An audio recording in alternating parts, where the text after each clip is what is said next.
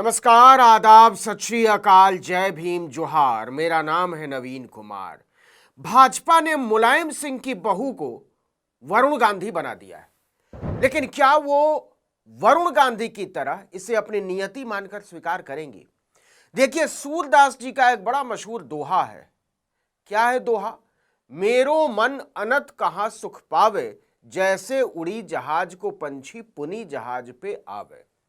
लेकिन इस दोहे में जब जहाज पे आवे तब ईंट से ईंट बजावे नहीं था। मुलायम सिंह यादव की बहू और अखिलेश यादव के छोटे भाई प्रतीक यादव की पत्नी अपर्णा यादव ने इसे सच साबित करने की ठान ली है। बार बार योगी आदित्यनाथ के पैर छूने, उन्हें घर बुलाने और भोजन कराने के बाद भी भाजपा में उनकी ऐसी घनघोर बेइज्जती हुई है कि उनका खून खौल उठा है। और उनकी इस हालत पर अखिलेश यादव भी चुटकी ले रहे हैं। 3 साल से अपर्णा यादव इंतजार कर रही थी कि उनका अब कुछ होगा, अब कुछ होगा, अब कुछ होगा। लेकिन विधानसभा का चुनाव गुजर गया, लोकसभा का चुनाव गुजर गया, मेयर के चुनाव गुजर गए, दर्जनों आयोगों और निगमों के अध्यक्ष बना दिए गए और हटा दिए गए, बदल दिए गए। एक से एक निठल्लों का कल्याण हो गया, लेकिन अपर्णा यादव बीजेपी में बेरोजगार बैठी रही। अब खबर आई कि बीजेपी उनके मुंह से 10 सीटों पर होने वाले उपचुनाव में अखिलेश यादव और समाजवादी पार्टी को महिला सुरक्षा पर गाली दिलवाना चाह रही थी, और इसीलिए उन्हें घनघोर बेइज्जत करते हुए 3 सितंबर को राज्य महिला आयोग का उपाध्यक्ष बना दिया गया। लेकिन अपर्णा यादव ने कहा, बस अब बहुत हो गया। घनघोर बेइज्जत हम इसलिए बोल रहे हैं कि जिनको कोई नहीं जानता था, अपर्णा यादव को कहा गया है उनको रिपोर्ट कीजिए, बबीता चौहान को। जी हां, 4 साल बाद यूपी में महिला आयोग का जो गठन हुआ है उसमें बबीता चौहान को ही अध्यक्ष बनाया गया। बबीता चौहान बीजेपी महिला मोर्चा की उपाध्यक्ष हैं और खैरागढ़ जिला पंचायत की सदस्य। आपको बता दें कि पहले महिला आयोग के अध्यक्ष के लिए अपर्णा यादव का नाम आगे चल रहा था। पिछले दिनों उन्होंने योगी आदित्यनाथ से इसको लेकर मुलाकात भी की थी, लेकिन जब नोटिफिकेशन आया तो पता चला कि बबीता चौहान को राज्य महिला आयोग का अध्यक्ष बना दिया गया है और मुलायम सिंह की बहू से कहा गया है कि बबीता चौहान आपकी बॉस होंगी। लेकिन अपर्णा यादव की बेइज्जती की इंतहा यही नहीं है, उनके साथ चारू चौधरी को भी उपाध्यक्ष बनाया गया। अब पूछिए चारू चौधरी कौन? तो वो मंजू चौधरी की बहू है। पूछिए मंजू चौधरी कौन? तो महिला आयोग की पूर्व उपाध्यक्ष, गोरखपुर की रहने वाली। मतलब मंजू चौधरी की बहू और मुलायम सिंह की बहू एक बराबर, संपूर्ण समाजवाद। अपर्णा यादव इससे तमतमा उठी। नतीजा, नोटिफिकेशन जारी होने के 4 दिन बाद तक उन्होंने पदभार ही ग्रहण नहीं किया। उन्होंने भाजपा आला कमान को साफ साफ बता दिया कि उनकी पारिवारिक पृष्ठभूमि और राजनीतिक हैसियत को देखते हुए महिला आयोग के उपाध्यक्ष का पद बड़ा छोटा है। अपर्णा को समझाने के लिए यूपी की महिला कल्याण एवं बाल विकास मंत्री बेबी रानी मौर्य को लगाया गया। महिला आयोग उन्हीं के मंत्रालय के अधीन आता है। लेकिन जब बेबी रानी मौर्य से कानपुर देहात के कार्यक्रम में पूछा गया कि आपकी अपर्णा यादव से क्या बात हुई है, तो वो भड़क गई। भड़क ही नहीं गई, तमतमा उठी और कहा कि मेरी अपर्णा यादव से कोई बात नहीं हुई, ये उनका व्यक्तिगत विषय है, वो पद ले या न ले ये निर्णय वो खुद लेंगी, ये निर्णय मुझे नहीं लेना है। जब उनसे अपर्णा के दोबारा समाजवादी पार्टी में शामिल होने को लेकर सवाल किया गया तो मंत्री ने कहा यह उनका निर्णय है कि वो भाजपा में क्यों आई और आज क्यों भाजपा को छोड़कर जा रही हैं, ये तो अपर्णा यादव ही बताएंगी, मैं इस पर कुछ नहीं कह सकती। इससे बात और बिगड़ गई। सूत्र बताते हैं कि अपर्णा यादव को जल्दी ही किसी और पद पर समायोजित करने का भरोसा दिया गया है। यूपी की राजनीति को समझने वालों का कहना है कि अपर्णा जो सोचकर बीजेपी में आई थी उसमें से कुछ भी पूरा नहीं हुआ, एक भी इरादा उनका नहीं पूरा हुआ।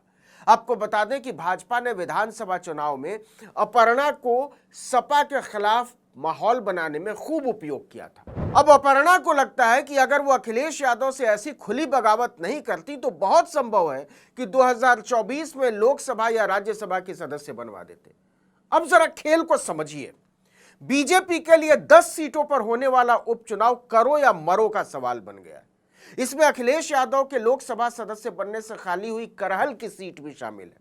लोकसभा चुनाव में मिट्टी पलीद के बाद भाजपा किसी भी हाल में सपा के हाथों चुनाव हारना नहीं चाहती।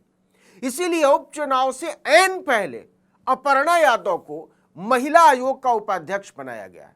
इस पद पर रहते हुए जब वो समाजवादी पार्टी पर हमला बोलेंगी तो माहौल बनाने में मदद मिलेगी। खासकर अयोध्या और कन्नौज में घटी घटनाओं के बाद से बीजेपी समाजवादी पार्टी से जुड़े आरोपियों को लेकर बहुत हमलावर है, लेकिन अपर्णा यादव इसके पहले ही उखड़ गई हैं।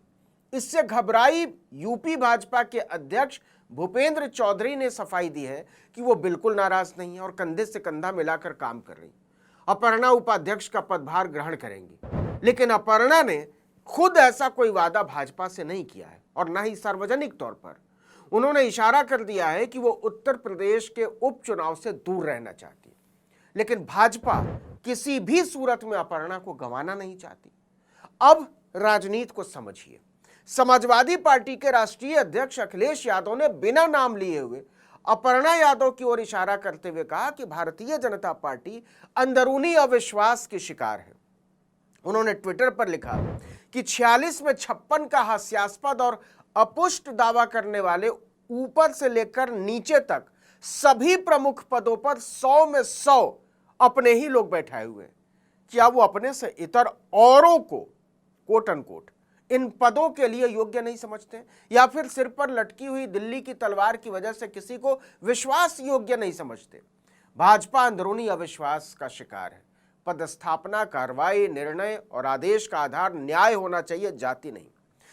मतलब अखिलेश यादव सीधे कह रहे हैं कि अपर्णा यादव को इसलिए बेइज्जत किया जा रहा है कि वो प्रतीक यादव की पत्नी है। तो क्या समाजवादी पार्टी के दरवाजे उनके लिए अभी भी खुले हुए हैं? इसे ऐसे समझिए कि अपर्णा यादव 3 साल पहले समाजवादी पार्टी छोड़कर भाजपा में आने के बाद भी अपने परिवार से कभी भी पूरी तरह दूर नहीं हुई। कटुता की बात तो जाने ही दीजिए। खासकर अपने चाचा शिवपाल यादव से तो वो भाजपा में रहते हुए भी लगातार मिलती रही।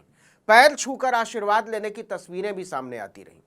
अखिलेश यादव, डिंपल यादव या परिवार के किसी भी दूसरे सदस्य को लेकर कभी भी कोई कड़वाहट भरा बयान भी नहीं दिया। महिला आयोग का मामला सामने आने के बाद भी उन्होंने चाचा शिवपाल यादव से मुलाकात की और इन दिनों शिवपाल पूरी ताकत के साथ अखिलेश के पीछे खड़े हैं। थोड़ा सा और पीछे लौटिए।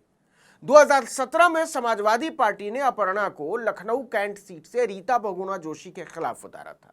खुद डिंपल यादव ने उनका प्रचार किया था और कहा था कि अपर्णा मेरी देवरानी है, इन्हें वोट दीजिए।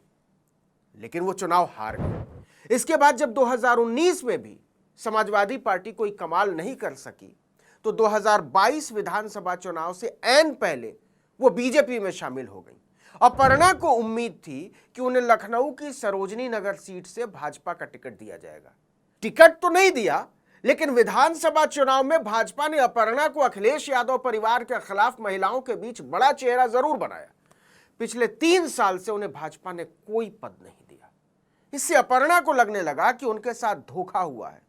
और अब जब उन्हें गोरखपुर की एक गुमनाम सी महिला चारू चौधरी के साथ आगरा की जिला पंचायत सदस्य बबीता चौहान को रिपोर्ट करने को कहा गया तो कोप भवन में चली गई। इस वीडियो में इतना ही, लेकिन अगर आपने आर्टिकल 19 इंडिया को अब तक सब्सक्राइब नहीं किया है तो फौरन कर दीजिए। बेल आइकॉन दबाइए, घंटी जैसी आकृति लाइक कीजिए और कमेंट करके बताइए हमारा वीडियो आपको कैसा लगा। हमारा ट्विटर हैंडल है article19_India और मेरा ट्विटर हैंडल नवीन जर्नलिस्ट। नमस्कार।